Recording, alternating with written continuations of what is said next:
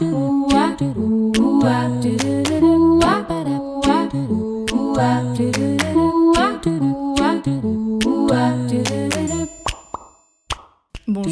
et bienvenue sur le podcast À votre pleine santé, le podcast naturo qui vous accompagne vers une alimentation saine et gourmande et qui vous donne les clés pour une santé optimale en toute simplicité. Je m'appelle Marina et je suis naturopathe.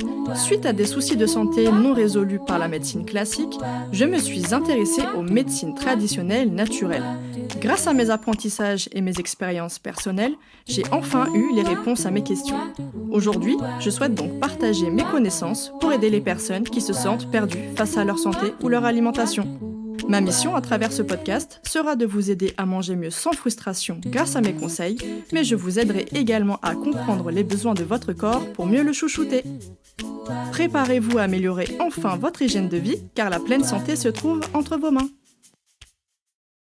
Aujourd'hui, je vous retrouve avec un épisode un peu spécial, dans la mesure où il n'était pas prévu, il n'y aura pas de script, je n'ai pas pris de notes pour faire cet épisode. Je voulais juste vous parler avec le cœur et vous partager mon expérience, même si ça va me demander du courage en toute honnêteté parce que c'est pas facile.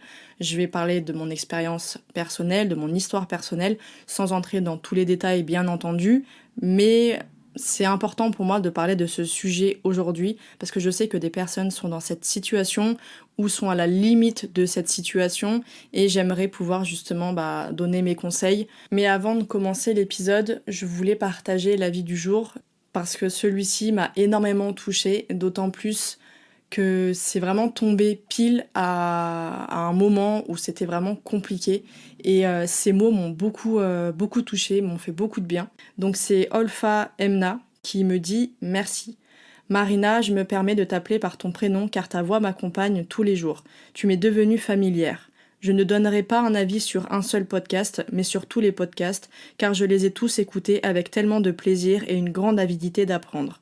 À chaque fois, je n'ai pas été déçue car tu abordes les thèmes avec beaucoup de clarté et de précision. La brièveté des podcasts permet de les écouter jusqu'au bout, et cela même sans lésiner sur la qualité des connaissances. Merci Marina pour la lettre à mon corps, pour la Blue Zone, pour le Chinetsang ou la chiropraxie. Bref, merci d'être si généreuse avec nous. Tu fais du bien, tu m'as fait du bien. Olfa Emna. Voilà, donc je suis encore un peu émue face à la lecture de ce message. Mais comme je vous l'ai dit, il est vraiment tombé à un moment, c'était en juin. C'était mi-juin qu'il a été laissé. Donc déjà, je te remercie du fond du cœur, Olfa Emna, pour ce message. Je pense du coup que tu l'entendras. Je sache que ça m'a fait énormément de bien à une période où j'en avais vraiment besoin. En toute honnêteté, je sais même pas si je vais laisser ce passage parce que je sens que je suis encore un petit peu dans l'émotion. Et en même temps, c'est le but de ce podcast, c'est d'essayer de sortir de ma zone de confort pour que mon expérience puisse vous servir à vous aussi. Donc là, on va parler clairement du burn-out. Voilà. Donc c'est un terme très répandu aujourd'hui. C'est un terme qui a été très associé à la partie professionnelle. On parle beaucoup de burn-out professionnel, mais on parle pas du tout du burn-out psychologique dans le sens plutôt psychique, environnemental, émotionnel également. Il n'y a pas que un burn-out en fait dans le professionnel, et d'ailleurs très souvent quand il y a un burn-out professionnel, c'est qu'en général dans l'environnement, dans le quotidien de base, il y avait déjà des choses qui n'allaient pas. Donc voilà, en toute honnêteté, donc il y a 2 ans maintenant, je l'ai déjà dit sur Instagram, mais je vais le redire ici un petit peu plus en détail. Eh bien, j'ai fait un burn-out. Donc voilà, c'était juste quelques jours avant. En fait, c'était vraiment pendant mon mariage civil d'ailleurs. Et donc le avant-après a été très très compliqué pour diverses raisons personnelles.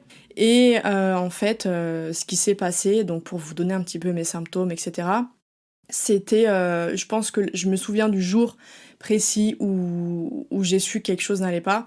Je me rappelle, je me levais en fait de ma journée, je me levais, on était dans le Jura, justement je profitais un peu parce que j'avais beaucoup souffert depuis pas mal de semaines et de mois justement avant mon mariage.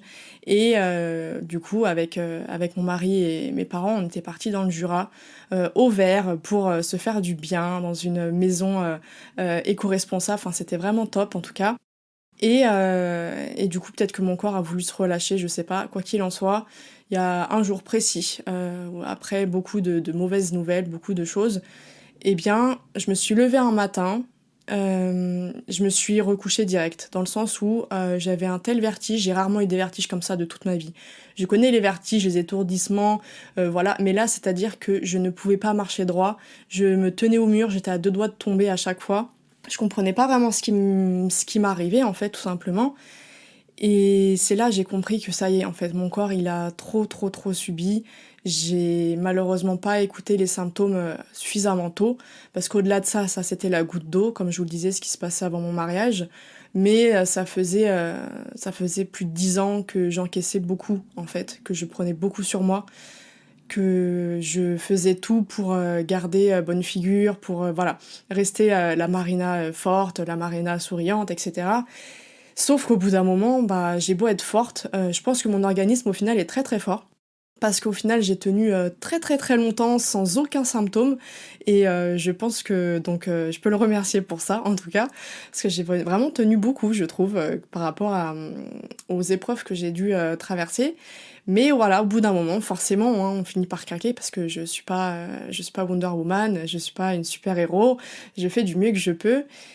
Et donc, ce qui s'est passé, c'est voilà, la goutte d'eau qui a fait déborder le vase quelques semaines, quelques mois avant mon mariage. Plus, moi, je suis quelqu'un de très stressé dans les grands événements. Je supporte pas, en fait, avoir toute l'attention sur moi. Et un mariage civil, enfin, ça faisait plusieurs années qu'on était mariés déjà d'un point de vue religieux, mais le civil, on voulait le faire pour profiter avec nos proches, etc. Et bah, en fait, j'ai toujours détesté avoir l'attention sur moi. Donc, c'était quelque chose de très stressant pour moi. Mais au-delà du stress habituel d'un mariage, hein, parce que voilà, je pense que les personnes qui se reconnaîtront savent très bien de quoi je parle, mais il y a aussi du stress très négatif qui s'est ajouté malheureusement sur le plan personnel. Et donc voilà, je me suis retrouvée dans cet état. Et en fait, depuis ce jour où, comme je vous expliquais, en fait, je ne pouvais plus marcher, j'étais incapable de rien, j'ai compris que quelque chose, ça n'allait plus. Là, ça a commencé à être la dégringolade, clairement. J'avais déjà des symptômes depuis longtemps. D'ailleurs, je vous ai déjà parlé de mes problèmes de santé. Et heureusement, aujourd'hui, en tout cas, toute la partie digestion, etc., c'est du passé. Voilà, je peux manger sans me tordre de douleur, mais pendant presque 10 ans, j'ai vécu avec ces douleurs. Aujourd'hui, ce n'est plus le cas, mais en fait, c'est venu maintenant plus sur la santé psychique, vraiment sur la partie du mental, du psychique, la concentration, la mémoire, l'élocution. Et d'ailleurs, c'est un complexe aujourd'hui, en toute honnêteté pour moi, parce que je ne trouve plus suffisamment mes mots rapidement. Je peux faire des bourdes et inverser des mots, ou alors mal employer le mot. Et c'est quelque chose avant que je ne faisais jamais. J'ai fait beaucoup d'années de droit, j'avais une mémoire excellente, j'avais vraiment une très bonne capacité à ce niveau-là. Et en toute honnêteté, c'est un grand complexe pour moi qui m'empêche des fois de parler en public, parce que j'ai pas envie de me retrouver un petit peu comme ça, en paraissant pour quelqu'un de faible, de quelqu'un qui ne sait pas parler, qui n'a aucune élocution. Alors c'est complètement, voilà, quand on y pense, c'est pas génial, mais c'est comme ça, c'est plus fort que moi. Et là, en toute honnêteté, je vous fais le podcast, je coupe rien du tout. Je sais pas, je vais voir si je vais réussir à le laisser tel quel, vraiment brut, sans aucun montage. Ça serait un grand pas, je pense, si j'arrive à le faire en tout cas. Mais pour revenir voilà, sur ce burn-out, donc après, ce qui a suivi, ça a été vraiment tous ces problèmes psychiques, comme je vous l'ai expliqué. Ça a été après une fatigue persistante, des migraines persistantes, des cauchemars persistants. Ça a été pas mal de troubles. Après, ça a été aussi une dépression. Ça a été très compliqué, ça également. Parce que j'ai connu beaucoup les dépressions quand j'étais beaucoup plus jeune. Mais c'est vrai que là, ça faisait un sacré bout de temps que j'avais pas connu, du moins jusqu'à ce stade-là. Mais c'était, voilà, je ne pouvais plus m'alimenter, je ne pouvais plus manger, même boire un verre d'eau, ça m'écœurait tellement que je n'arrivais plus. Et vraiment, j'ai commencé à avoir peur pour moi, pour ma santé, etc. Et au point où moi-même, en tant que naturopathe, je suis habituée à à aider les personnes qui veulent se sevrer des antidépresseurs quand il y a des effets qu'elles supportent pas, etc. Même moi, en fait, quand on m'a proposé on m'a prescrit un traitement antidépresseur, j'étais à deux doigts, en fait, de l'accepter. et de le prendre. Donc Dieu merci, je n'ai pas eu à le faire, parce qu'il y a quand même beaucoup de dépendance derrière et c'est des choses où je connais les effets secondaires. Même si je pense que dans certains cas, ça peut être, dans une urgence, en effet, ça peut être important. Mais là, on a eu l'opportunité, en fait, on est parti, tout simplement. On est parti presque pas loin de 3 semaines à presque un mois en vacances, en fait. On a profité tous les deux. Et c'est ce qui m'a sauvée, entre guillemets, ça m'a fait beaucoup de bien de partir. Mais sinon, je pense que j'aurais craqué, je pense que j'aurais pris les antidépresseurs. Et donc si je vous dis tout ça, clairement à cœur ouvert, en toute transparence, c'est parce qu'il y a un moment où, en effet, la dépression, c'est pas un choix. J'entends beaucoup de personnes dire: «Oui, mais dépression, c'est vraiment, il faut aller mieux, il faut vraiment avoir un peu de volonté, voilà, sors, bouge-toi un peu, ça va aller». En fait, non, la dépression, c'est physiologique. Il y a vraiment des carences au niveau des neurotransmetteurs, qui vont provoquer, ce dysfonctionnement. C'est pas une question c'est pas une question de vouloir, de motivation, c'est une question de capacité réelle. Et il faut faire attention si vous avez des personnes dans votre entourage. Je parle pas d'une déprime, hein, d'une déprime passagère, etc. Je parle vraiment d'une vraie grosse dépression, où ça arrive à un stade, en toute honnêteté, moi c'était un stade où je me disais clairement, en fait, quitte à prendre des antidépresseurs pour que je continue de subir ma vie et que ça s'arrête comme ça, en fait, et que je vive les choses pour les vivre et voilà, sans rien ressentir, voilà, parce qu'avec cette hypersensibilité, c'est encore plus décuplé. Donc, euh, donc voilà, j'étais vraiment dans un point où je me disais, j'ai même plus ma place en fait ici, je vais vivre parce qu'il faut vivre, par rapport à mes croyances, etc. Mais je n'avais plus aucune envie, je n'avais vraiment plus rien qui me motivait, j'avais plus envie de rien en fait, j'étais vraiment dégoûtée par tout, que ce soit la société, que ce soit certaines personnes, certaines situations. J'étais arrivée à un point de non-retour, clairement. Et comme je vous ai dit, après on est parti. Et pendant ce voyage, j'avais acheté un livre, et c'est le troisième de Raphaël Giordano. Donc c'est Cupidon a des ailes en carton. Moi j'ai beaucoup aimé la saga en fait de Raphaël Giordano. Le premier qui est le plus connu, c'est donc tu comprendras que t'as je sais plus, c'est une histoire de vie là, que quand tu n'en auras qu'une, que tu comprendras que t'as une belle vie quand tu n'en auras qu'une. Je sais plus. En toute honnêteté, je sais plus du tout le titre. Mais bon, il est très connu, c'est un best-seller. Le deuxième, c'était les lions mangent de la salade verte, quelque chose comme ça, qui était assez marrant, c'est plus côté travail là. Et il y avait ce fameux troisième. Et quand j'ai lu ce livre, en fait, c'est pas, on pourrait penser que c'est sur la relation amoureuse, etc. En fait, pas du tout. C'est sur l'amour envers soi, en fait. C'est le fait justement de pouvoir construire une relation à partir du moment où on est complètement bien avec soi-même avant tout, d'être épanoui avec soi-même. Et en fait, ce livre, ça a été une claque pour moi. Parce qu'en fait, comme beaucoup de personnes, hein, clairement, qui vont m'écouter, je pense à certaines personnes, mais je pense que d'autres vont se reconnaître.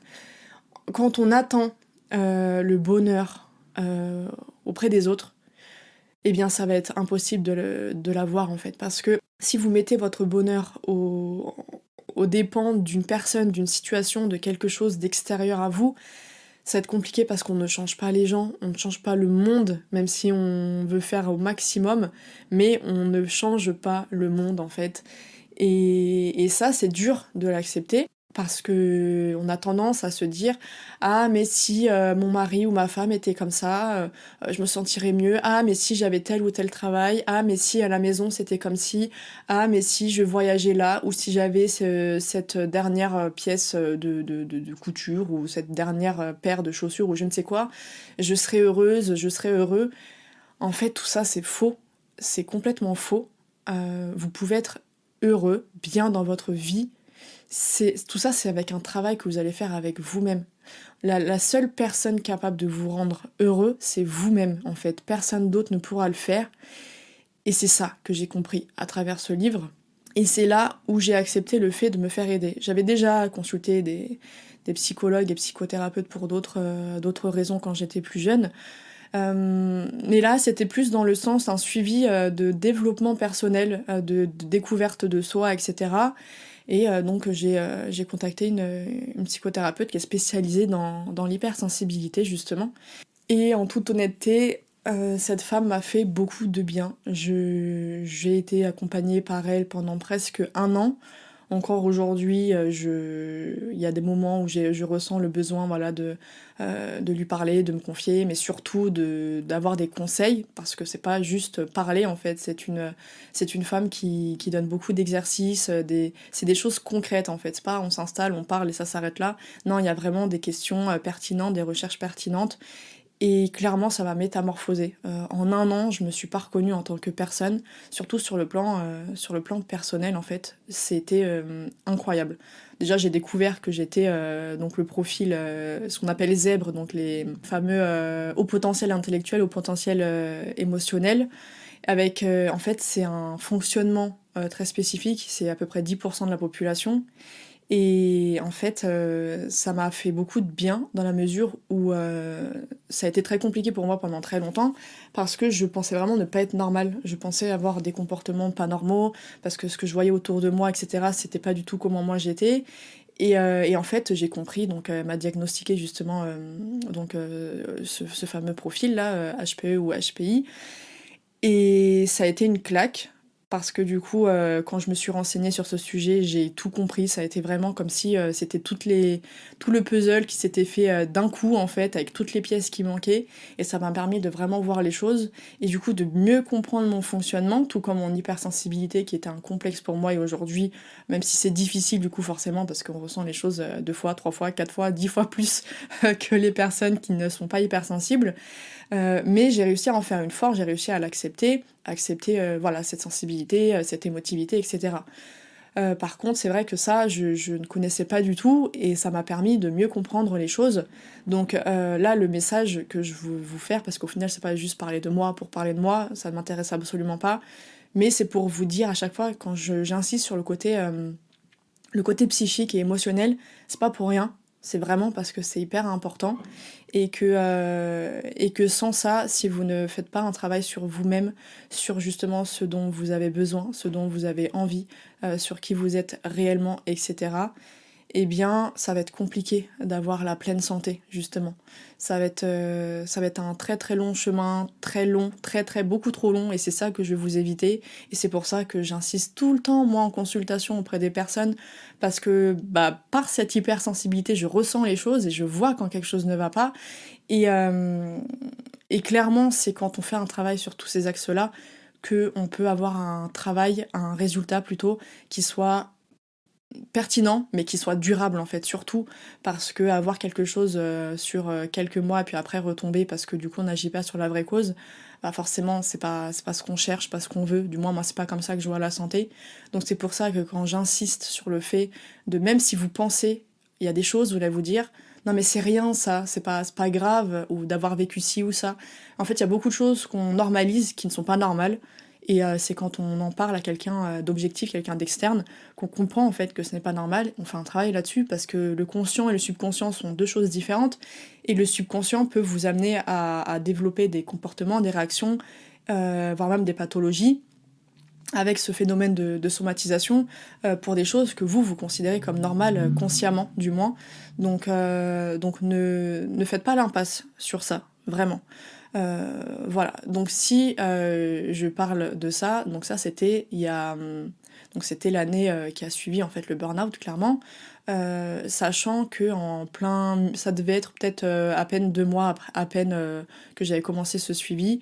Je sais que la deuxième alerte qui m'a un peu fait peur concernant ma santé, c'est quand j'étais avec 2 amis, on discutait, etc. Et enfin surtout elle discutait.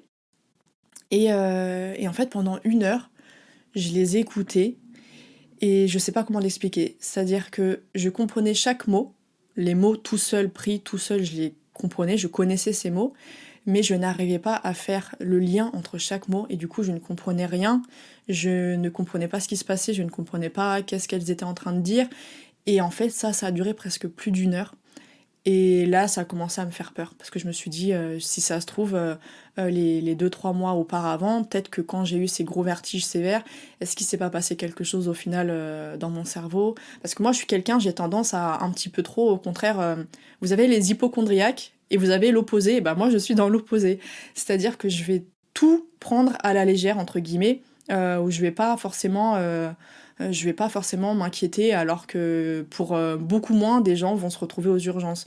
Mais moi, alors c'est pas du tout quelque chose à prendre en exemple, bien au contraire, mais c'est vrai que quand ça me concerne moi en tout cas, j'ai tendance à me dire que non mais c'est rien, c'est rien. Et donc là, effectivement, je me suis posé une question, je me suis dit mais est-ce il s'est pas passé quelque chose dans mon cerveau, il n'y a pas eu un problème, parce que je sais qu'il y a les AIT qui peuvent provoquer ce genre de symptômes. Et là, ça a été compliqué, donc je suis partie voir une neurologue, etc. Et après, beaucoup d'examens, IRM, etc. Elle en a déduit que c'était le stress parce qu'il n'y avait rien eu, fort heureusement. Mais elle m'a dit clairement que c'était une surpression de stress, donc le burn-out, en fait, tout simplement. Et que c'est très très long, en fait, de s'en remettre. Donc voilà, ça c'est des symptômes. Vous en avez plein d'autres, des symptômes du burn-out, clairement. Ça, je vous invite à regarder directement, parce que comme je vous ai dit, j'ai pas du tout préparé cet épisode. Mais les symptômes sont divers dans tous les cas. Et donc pour revenir un petit peu à nos moutons, eh bien là ça fait du coup maintenant presque 2 mois justement que j'ai fait une rechute. Voilà, j'ai fait une rechute de burn-out. J'ai fait une rechute de dépression qui allait avec, beaucoup moins forte cette fois-ci que celle que j'ai eue il y a 2 ans maintenant, mais quand même, elle était quand même bien présente. Mais je pense que le travail que j'ai pu faire justement au niveau psychologique m'a permis de me relever beaucoup plus rapidement, on va dire, que la première fois. Et donc si je ne savais pas trop si j'allais en parler ou pas, en fait c'est tout simplement parce que je me suis dit, mais finalement est-ce qu'on va pas me prendre pour une imposteur, parce que voilà, je prône la pleine santé, etc., de s'écouter, de prendre soin de soi, et pourtant je refais une rechute de burn-out et de dépression. Et puis après, je me suis dit, bah tant pis en fait. Tant pis, je préfère être transparente. Et en fait, je reste humaine avant tout. Et quand bien même je prône des choses, j'applique moi-même des choses, bien entendu, au niveau de l'hygiène de vie. Mais c'est aussi pour vous montrer qu'on peut avoir une très bonne hygiène de vie, une très bonne alimentation, etc. Et pourtant, ne pas être à l'abri de certains symptômes et de certains troubles en fait de santé. Là, clairement, moi, mon alimentation est nickel, hein. Je fais au mieux que je peux, en tout cas, pour avoir une bonne alimentation, pour avoir une bonne hygiène de vie. J'ai fait le tri dans mes relations, j'ai fait le tri dans pas mal de choses. Mais en toute honnêteté, ce qui m'a beaucoup pesé cette fois-ci, et ce qui m'a fait replonger dans ce burn-out, c'est la pression, en fait. C'est la pression que je me suis mise, justement, au niveau du travail, au niveau de certaines personnes. Parce que malgré que j'ai réussi à poser des limites sur le plan perso grâce notamment à la psy donc, qui m'a suivi pendant tout ce temps, eh bien sur le plan professionnel, c'était pas vraiment la même chanson. Donc j'ai fait un très gros travail perso qui m'a énormément aidée. Comme je vous l'ai dit, j'ai été métamorphosée sur beaucoup beaucoup de plans. Je me sens vraiment beaucoup plus épanouie, je sais qui je suis exactement, ce que je veux, etc. Mais sur le plan professionnel, cette dernière année a été quand même un peu compliquée. Parce qu'il y a certaines choses que je ne voulais plus. Ça, j'y reviendrai peut-être plus tard. Mais en tout cas, voilà, les consultations, etc., c'était des choses qui commençaient à me prendre beaucoup trop d'énergie. C'est pour ça que j'ai pris la décision d'arrêter les nouvelles consultations à partir de janvier 2022. Je ne ferai plus que les suivis avec les personnes que j'ai déjà en consultation. Mais j'avais beaucoup de pression aussi parce que j'étais très très sollicitée par mail, par message sur Instagram, par Facebook, enfin tous les moyens possibles en fait, et également par WhatsApp, les messages sur mon téléphone professionnel. Et étant justement hyper empathique, sensible, etc., j'arrivais pas à poser des limites. Même si ça me prenait beaucoup de temps, d'énergie, que je faisais les choses gratuitement, que malgré tout j'avais du travail à côté, mais que je prenais encore du temps et encore du temps et encore du temps, eh bien ça a fini par m'éreinter, littéralement. C'était plus possible, je n'y arrivais plus. Et j'ai pris la décision de désactiver Instagram, chose que je n'avais jamais fait en 4 ans ou 5 ans d'Instagram, je sais plus. Mais quoi qu'il en soit, j'avais décidé de désactiver complètement. Et ce pendant plusieurs semaines. Les podcasts, c'est pareil, du coup, vous avez vu que j'étais absent pendant presque 2 mois. Et pendant cette période, je me suis posé beaucoup de questions. Je comprenais pas, en fait, pourquoi j'étais retombée comme ça Et avant de partir en Vendée, pour justement, me poser un petit peu, j'avais acheté un livre qui m'avait beaucoup appelée, si je puis dire, qui s'appelle, «Dire non est tellement jouissif». Donc les personnes qui sont abonnées à la newsletter ou plus précisément au billet vers la pleine santé, eh bien, savent de quoi je parle parce que j'en ai parlé dans ce billet justement. Mais ce livre m'a appelée et alors c'était pas du tout ce livre que je cherchais à la base concrètement, mais j'ai pas trouvé celui que je voulais et celui-ci je l'ai vu et il m'a appelée. Donc je l'ai pris. Et en fait, ça a été une révélation. Donc je l'ai lu et ça a été une réelle révélation, cette fois-ci sur le plan plutôt professionnel. Comme je vous disais, là ce qui me manquait cette dernière année, c'était de savoir mettre le haut là, de savoir arrêter de me mettre une pression toute seule pour faire plein de contenus qui sont au final gratuits, alors que logiquement je devrais pas avoir me mettre une pression pour quelque chose de gratuit, sachant que bah en fait c'est gratuit, je sais pas. Donc je trouve ça déjà bien. Alors après je me lance pas des fleurs ou quoi, mais je trouve quand même que c'est déjà donner de son temps, etc. Donc après on fait comme on peut quoi, tout simplement, sachant il y a un travail à côté, il y a une vie personnelle à côté. Mais ça en fait je voulais pas l'entendre et j'avais l'impression de devoir quelque chose en fait aux gens, même si c'était pas du tout de leur faute ou quoi, hein, mais j'avais vraiment cette impression-là de devoir aider tout le monde, en fait. C'est n'importe quoi quand on y pense. Mais après, le truc, c'est qu'il y avait aussi des personnes qui me faisaient penser ça et qui me faisaient culpabiliser. Et ça a été compliqué parce que des messages comme bah en fait non, je veux des réponses tout de suite gratuitement parce que c'est pour mon enfant, là j'ai pas de solution, il me faut un truc rapide je vais pas laisser mon enfant comme ça pendant encore longtemps. En fait, c'était des choses comme ça qui étaient très compliquées en fait parce que du coup je savais pas où me positionner. Alors je réussissais quand même à mettre des barrières, mais malgré tout, ça me touchait trop encore.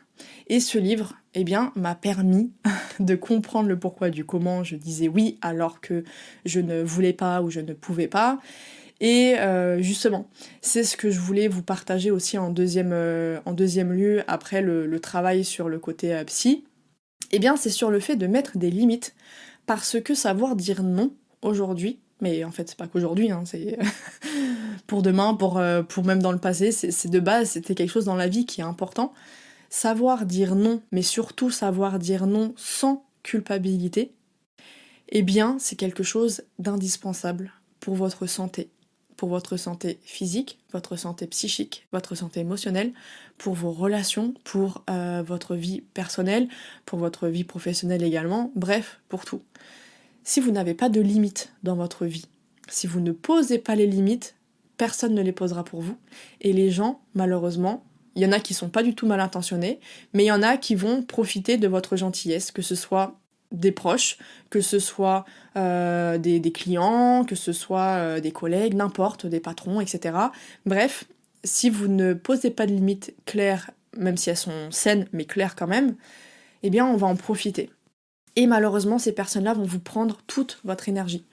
Vont vous prendre donc votre santé, parce que votre énergie, je le répète à chaque fois, l'énergie c'est l'énergie vitale, c'est votre santé, sans énergie vous n'avez plus rien, le corps a besoin d'énergie pour fonctionner, donc apprenez à mettre des limites, c'est vraiment ce que j'avais envie de vous dire aujourd'hui, apprenez à dire non sans aucune culpabilité.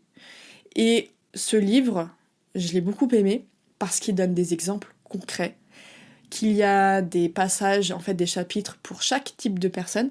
Donc on a la partie des personnes en fait que vous ne connaissez pas, des personnes avec qui vous avez un petit peu de lien, des personnes voilà vos clients. Après ça va être je sais pas vos amis, puis vos cousins, puis votre sœur, etc. Vos parents. Votre conjoint, votre conjointe. Bref, voilà, c'est adapté pour tout le monde. Et il y a des exemples concrets, il y a une méthode, il y a vraiment plein de choses qui, je trouve, sont super pratiques. C'est pas un livre de développement personnel habituel, comme je disais dans la newsletter. C'est vraiment un livre qui se lit très facilement, qui est drôle en plus, elle est drôle, c'est Sarah Knight qui a fait un TEDx d'ailleurs assez sympa parce que c'est aussi l'autrice du livre La magie du j'en ai rien à foutre. Bon, j'ai pas l'habitude de dire des mots vulgaires, mais c'est bien drôle en tout cas, et c'est un petit peu ça, c'est le lâcher prise, etc. Et donc là, c'est sur le fait de dire non. Franchement, je vous le recommande pour n'importe quelle personne. Que vous soyez à votre compte, que vous soyez employé, que vous soyez patron, que vous soyez mère au foyer, je ne sais pas quoi d'autre encore, mais il faut apprendre à dire non à n'importe qui en fait. Il faut apprendre à dire non et sans culpabiliser. Parce que la culpabilité, malheureusement, c'est quelque chose au niveau de l'énergie qui vous pompe beaucoup d'énergie, évidemment. Et comme je disais, l'énergie, c'est tout. Donc voilà, c'était quelque chose qui me semblait important à partager. Je sais pas si l'épisode ressemblera à quelque chose. Peut-être que certains auront coupé au bout des deux premières minutes en tout cas. D'autres qui vont se dire mais qu'est-ce qu'elle raconte, pourquoi elle nous raconte sa vie et tout ça. Mais en fait, tant pis. J'ai décidé de prendre mon courage à deux mains, de faire les choses en toute transparence, parce que c'est aussi ce que j'aime voir chez les personnes que j'aime suivre, chez les femmes qui m'inspirent, etc. Mais c'est l'honnêteté en fait. Et quand bien même je suis naturopathe, quand bien même je prône voilà, plein de choses sur la pleine santé, ça n'en fait pas de moi quelqu'un en fait, de complètement à l'abri d'avoir des soucis, etc. Et d'autant plus, comme je vous le dis, il y a des choses qui sortent de l'hygiène de vie. Il y a des choses qui sont d'ordre relationnel, qui sont d'ordre environnemental. Toutes ces choses-là, en fait, c'est des choses qui doivent se faire soit avec un spécialiste, comme je disais, un psychologue, psychothérapeute, etc. Ça peut être un coach en telle thématique, par exemple, en une thématique bien spécifique. Voilà, comme vous voulez. Mais dans tous les cas, il est important de reconnaître aussi ses faiblesses, de savoir quand il est important de se faire aider, qu'on peut pas tout faire tout seul. Et au final, je me dis que eh bien, ça montre au contraire qu'on peut justement être dans la pleine santé, etc., promouvoir une bonne hygiène de vie et avoir quand même des moments où c'est difficile parce que la santé, mais c'est comme la vie, c'est jamais tout lisse. Il peut y avoir des moments de haut, des moments de bas, surtout s'il y a eu des choses justement qui ont provoqué des troubles de santé. Et c'est pas parce qu'il y a des moments où vous allez rechuter que ça veut dire que c'est fini, que jamais vous allez voir la fin, que jamais vous allez pouvoir avoir la pleine santé, etc. Déjà, c'est un chemin, c'est pour ça que je dis à chaque fois on chemine vers la pleine santé. La pleine santé, ça reste la perfection, bien entendu. On sait que la perfection ne s'atteint jamais, mais on peut s'y approcher. Et c'est mon but à travers ces podcasts, de vous aider à vous approcher de la pleine santé. Et comme je le répète à chaque fois, eh bien, l'hygiène de vie ne suffit pas. L'alimentation ne suffit pas, le sport ne suffit pas, tout ce que vous voulez, la respiration, ça ne suffit pas. Tout ça, bien évidemment, ce sont des outils indispensables, mais ça ne suffit pas. Vous pouvez avoir la meilleure hygiène de vie au monde. Si vous êtes dans une relation toxique, dans votre travail, dans votre famille, dans votre environnement, je sais pas moi, avec vos amis ou quoi que ce soit, malheureusement, ça finira tôt ou tard par toucher votre santé. Alors peut-être ça va mettre plus de temps parce que justement le corps est plus résistant, vous avez plus de capacité à lui donner de la force, etc. Donc il va résister plus longtemps. Mais tôt ou tard, il va finir par donner des signaux d'alerte pour vous dire en fait que non, il en peut plus, qu'il en a marre, et qu'au bout d'un moment, les choses doivent changer. Et moi, c'est comme ça que j'ai pris du moins cette rechute de burn-out. Je pense pas que c'était un échec. Parce qu'au final, ça m'a permis de prendre conscience que, en fait, stop, je ne voulais plus faire de consultation sur le long terme. Donc ça m'a permis de prendre mon courage à deux mains et d'arrêter de poser définitivement la date limite qui est justement jusqu'en fin décembre 2021. Ça m'a permis d'apprendre à dire non, de poser des limites sans culpabiliser. Ça m'a permis de comprendre que, eh bien, en fait, tout le contenu que je partage gratuitement, c'est quelque chose déjà de très bien et que je ne pourrai jamais aider tout le monde, que vous non plus, vous ne pourrez jamais aider tout le monde, quel que soit sur quel plan professionnel, personnel ou autre. Mais surtout, pour les personnes, et ça c'est un petit message parce que Une femme un jour m'a dit, ça faisait plusieurs fois qu'elle prenait consultation et puis qu'elle annulait, qu'elle prenait, qu'elle annulait, et entre-temps, à chaque fois, elle m'envoyait plein d'audios, au moins une quinzaine de minutes, avec toute sa situation, etc. Et pour moi, c'était trop compliqué, enfin, je pouvais pas. Et elle a fini par me dire, parce que j'ai dit oui, mais je donne déjà beaucoup de conseils en fait gratuitement, je fais beaucoup de podcasts, je fais des articles, en fait, je donne beaucoup quand même. Et j'ai dit, voilà, je le fais gratuitement de bon cœur, donc là, après, pour quelque chose de plus poussé, etc., il faut une consultation. C'est mon travail, c'est comme ça. Et même d'un point de vue déontologique, au bout d'un moment, enfin, voilà, ça me semble logique. Et puis, elle m'a dit, bah, en fait, quand on aime quelque chose, si on aime vraiment son métier, eh bien, on le fait sans limite, en fait. On donne tout sans limite et on n'a pas à compter. On n'a pas à compter l'argent, on n'a pas à compter le temps, on n'a pas à compter. Et là, je lui ai répondu que c'était totalement faux.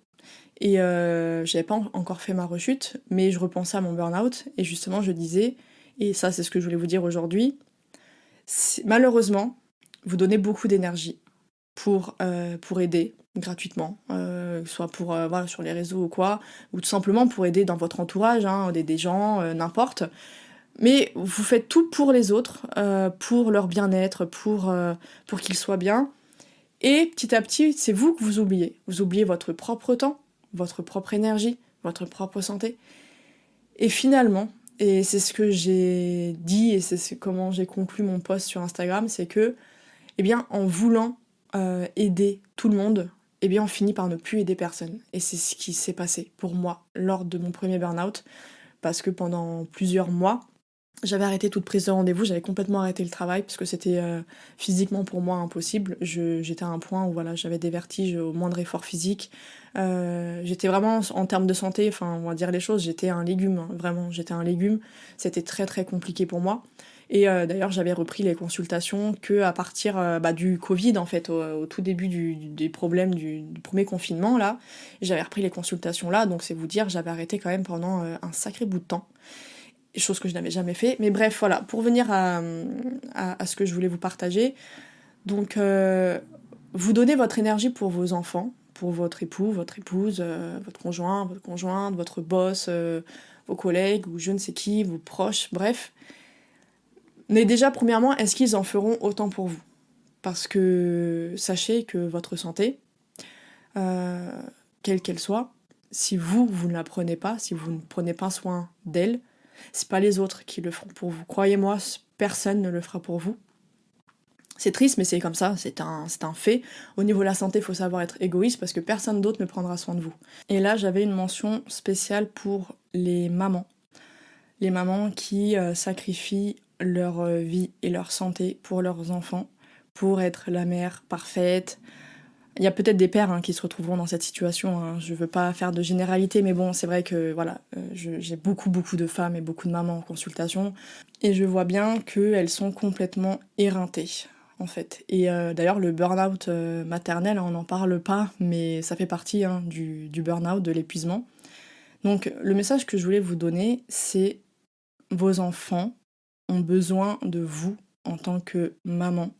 Ils ont besoin d'une maman heureuse, ils ont besoin d'une maman qui sourit, ils ont besoin d'une maman qui a de l'énergie pour faire des activités avec eux, pour passer du bon temps avec eux, besoin d'une maman qui a l'air bien en fait, tout simplement, qui n'est pas fatiguée en fait. Ils ont besoin d'une maman ils n'ont pas besoin d'une maman parfaite. Ça, il faut vraiment l'enlever de la tête. Comme je disais, la perfection n'existe pas. Et je pense que si vous prenez du temps pour vous, pour prendre soin justement de votre santé, de prendre du temps pour vous, pour voilà, décrocher un petit peu, et qu'en même temps ça va vous permettre d'être beaucoup plus sereine en fait avec vos enfants, d'être beaucoup plus joyeuse parce que vous faites à côté des choses que vous aimez, ou parce que vous avez pris un temps pour vous, parce que vous avez réussi à déléguer avec un proche, avec la personne avec qui vous vivez, ou que sais-je. Mais ne cherchez pas à vouloir être 100% pour vos enfants, parce que vous allez vous épuiser. Et quand vous épuisant, eh bien, vos enfants vont en pâtir également. Donc au final, ce n'est pas égoïste que de prendre du temps pour vous, de prendre soin de votre santé. Trop de femmes, trop de mères passent leur santé, leur vie après celle de leurs enfants. Alors, bien évidemment, c'est louable, c'est pas le but du podcast. Là, c'est une très bonne intention, je ne dis pas le contraire. Mais c'est que souvent, en voulant faire trop bien, eh bien, on finit par quasiment ne plus rien faire du tout. Et les enfants, ils sont très très sensibles, c'est des éponges, hein, clairement. Donc si vous êtes pas bien, si vous êtes fatigué, bah eux, ils vont être pas bien, ils vont être fatigués. Et puis souvent, si vous êtes énervé, bah, ils vont être énervés. En fait, c'est un cercle vicieux. Donc ne culpabilisez pas à l'idée de prendre du temps pour vous, à l'idée de souffler. Si vous avez besoin de sortir et bah, demandez je sais pas, votre conjointe, je sais pas, votre meilleure amie ou une tante ou une grand-mère ou que sais-je, à vous, enfin, leur demander de s'occuper en fait de vos enfants, ne serait-ce que 10 minutes, le temps de souffler dehors en fait, de crier un bon coup si besoin, je sais pas, mais c'est important parce que comme je l'ai dit en fait, votre santé si vous la prenez pas en main, personne la prendra pour vous. Et, et c'est ça que je vais vous éviter parce que une fois qu'on a fait un burn-out, le fait de remonter, en fait, c'est très très long. C'est extrêmement long. Voilà, ça fait déjà 2 ans et je suis encore dedans. J'essaye tant bien que mal de remonter petit à petit. Même si ça m'a appris beaucoup de choses, je pense que sans le burn-out, je n'aurais pas compris plein de choses. Je n'aurais pas fait tout ce travail que j'ai fait aujourd'hui et je n'aurais pas aujourd'hui un état d'esprit et une connaissance de moi-même et de mes envies profondes, de ce que je veux vraiment faire, etc. Comme je l'ai aujourd'hui en fait. Donc c'est un mal pour un bien, comme on dit à chaque fois. Mais si je peux vous éviter d'en passer par là et de faire tout ce travail sans attendre le burn-out, faites-le. Voilà, c'était vraiment au final le message que je voulais transmettre à travers ce podcast.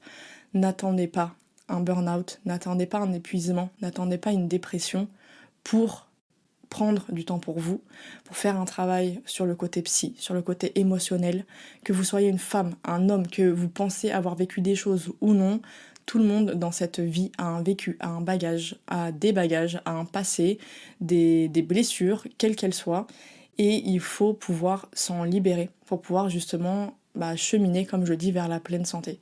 Donc voilà, c'était mon message du jour. Et pour conclure, je voulais vous partager une petite histoire que j'avais écrite.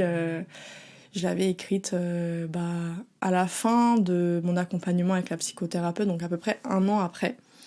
Et je vais donc vous le lire. C'est la première fois que je le lis. Personne... alors, il va y avoir des papiers qui vont tomber. Personne ne l'a lu. Donc, je le cherche. Il y a 1 an, le phénix chutait au plus profond de la pénombre et du désespoir. Il perda ses plumes, ses ailes, son cœur, son cerveau, son corps entier, et s'écrasa violemment dans la partie la plus noire du puits de la vie. Il n'était plus qu'un tas de cendres, auxquelles des braises résistaient encore avant de s'éteindre elles aussi.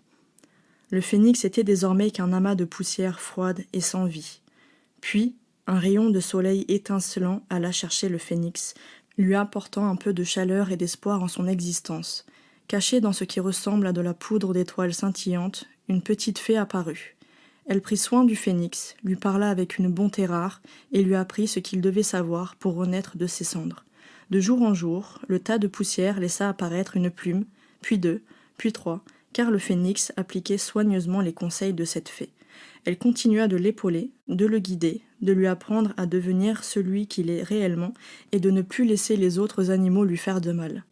La fée lui donna toutes les clés pour survivre beaucoup plus longtemps que la dernière fois, mais surtout, elle lui montra le chemin pour vivre pleinement sa vie. Le phénix savait que la petite fée n'était qu'un intermédiaire entre lui et son créateur, mais il était profondément reconnaissant de l'avoir eue dans sa seconde vie, sa vraie vie. Une fois que le phénix comprit qui il était vraiment, qu'il fit de sa sensibilité sa plus grande force, qu'il apprit à prendre soin de lui autant qu'il le faisait pour les autres, qu'il prit confiance en lui, qu'il sut quelle place il avait à prendre dans ce monde, il put enfin s'envoler, sortir de cette pénombre guidée par la lumière, avec une seule envie, voler encore plus haut, plus loin pour découvrir ce que la terre réserve de plus beau, tout en apportant de l'espoir et de la lumière aux autres animaux grâce à ces nouvelles ailes remplies de poudre d'étoiles étincelantes. Il gagnait en hauteur, non pas pour se sentir supérieur, mais pour toucher le plus d'animaux possible sur son passage avec la poudre de ses ailes. Voilà, donc c'était un petit partage intime, mais cette histoire n'avait jamais été divulguée, n'avait jamais été partagée. Et je me suis dit pourquoi pas le faire dans ce podcast, vu que c'était vraiment suite à ce burn-out. Vous l'aurez compris, le phénix, c'était moi parce que c'était l'animal en fait qu'elle me demandait, justement ma psy, pour me dire au tout début, voilà, comment vous vous voyez aujourd'hui. Et j'avais ce sentiment en fait vraiment d'être un tas de braise, comme le phénix qui vient de mourir en fait. Et donc la fée, vous l'aurez compris, c'était la psy.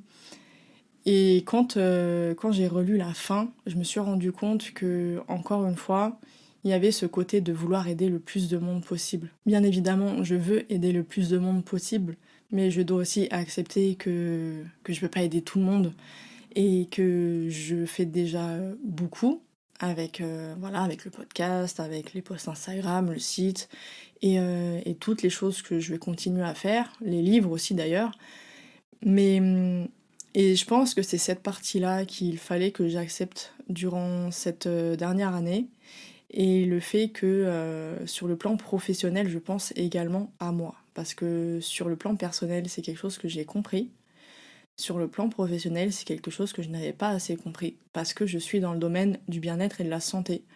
Et je pense que c'est d'autant plus compliqué que par exemple si on est, je sais pas, dans la vente par exemple, on a beaucoup moins de sollicitations, je pense, que quand on est dans un certain domaine, notamment la santé, où en effet on a tendance à prendre les thérapeutes ou les médecins qui sont sur les réseaux ou quoi, bah, pour des thérapeutes gratuits à disposition 24 heures sur 24, 7 jours sur 7.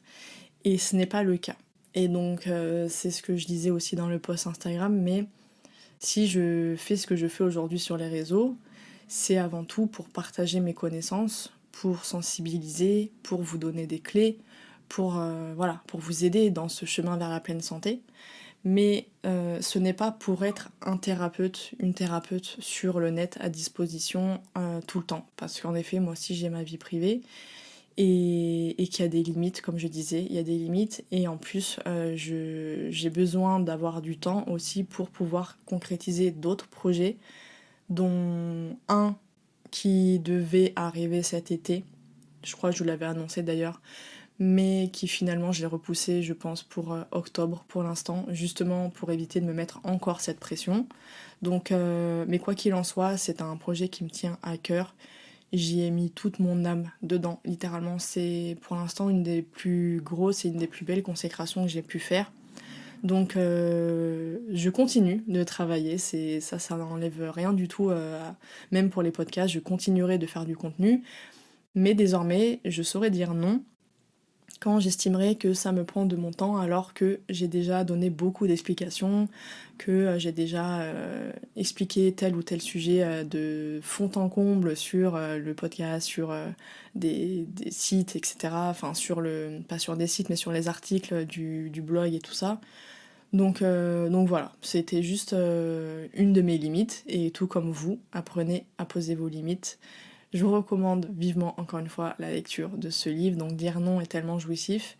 Et si vous vous reconnaissez dans ce besoin de chercher le bonheur à travers une situation ou une personne, et que vous pensez que c'est ça qui va vous rendre heureux, je vous recommande justement le fameux livre de Raphaël Giordano, le troisième, donc Cupidon a des ailes en carton. Après, c'est sûr qu'il y a d'autres livres dans ces thématiques. Moi, je vous parle de ce qui a été vraiment un déclencheur chez moi, qui m'a vraiment permis de faire un vrai travail sur moi. Après, voilà, vous faites comme vous le sentez, évidemment, mais c'était ce que je voulais partager aujourd'hui.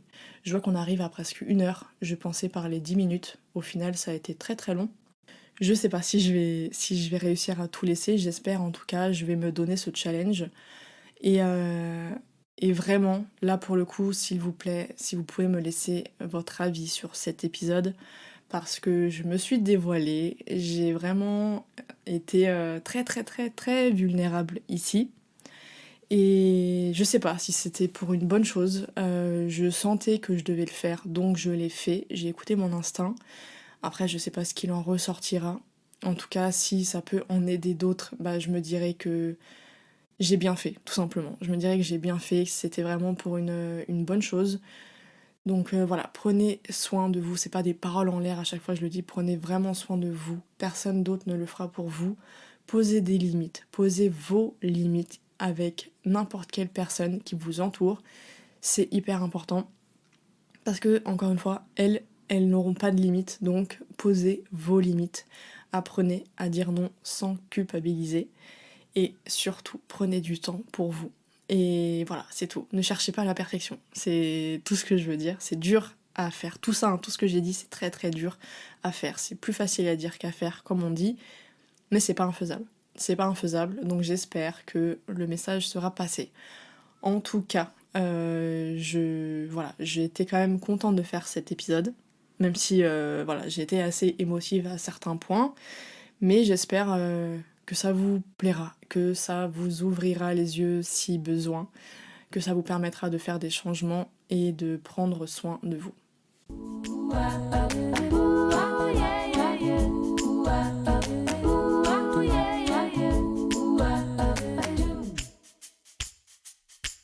Do